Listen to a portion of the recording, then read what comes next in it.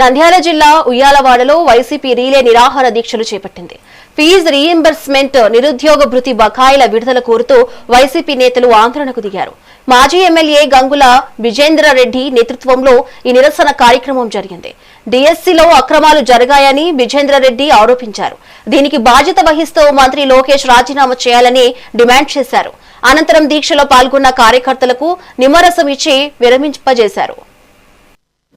చదువులు అయిపోయినాయి, వాళ్ళకి సర్టిఫికెట్లు కావాలంటే కూడా ఆ సర్టిఫికెట్లు వచ్చే పరిస్థితి కూడా లేదు. కాలేజ్ వాళ్ళు ఫీజు రీయింబర్స్మెంట్ లో మీ ఫీజులు రాలేదు, మీరు ఫీజులు చెల్లించి మీ సర్టిఫికెట్లు తీసుకెళ్ళండి, లేదంటే ఫీజు రీయింబర్స్మెంట్ పడేంత వరకు వెయిట్ చేయండి అని చెప్పి పిల్లల్ని ఇబ్బంది పెట్టే పరిస్థితుల్లో కాలేజీలు ఉన్నా కానీ నిమ్మకు నీరెత్తినట్టు ప్రభుత్వము పిల్లలందరినీ కూడా, విద్యార్థులని, నిరుద్యోగులని అందరినీ కూడా పెద్ద ఎత్తున మోసం చేస్తూ ఉంది.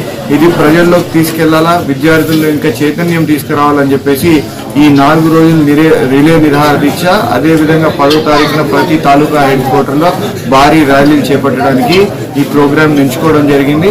ఈ రోజు జరిగిన అన్యాయాన్ని కూడా ఏదో మనం పొద్దుటి నుంచి సాయంత్రం వరకు రిలే నిరాహార దీక్షలు చేశామన్నట్లు కాకుండా ప్రతి గ్రామంలో కూడా, ప్రతి ఇంట్లో కూడా చదువుకున్న పిల్లలు ఉన్నారు.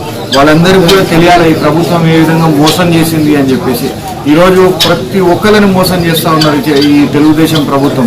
ఈ విద్యార్థులకు జరిగిన మోసాన్ని ఫీజు రీయింబర్స్మెంట్ రూపంలో కానీ, నిరుద్యోగ వృత్తి రూపంలో కానీ, మొన్న జరిగిన డిఎస్సి దీంట్లో కానీ ఏదైతే వాళ్ళు అవినీతికి పాల్పడ్డారో ఇవన్నీ కూడా యువత బాగా తెలుసుకోవాలని చెప్పి కోరుతాం.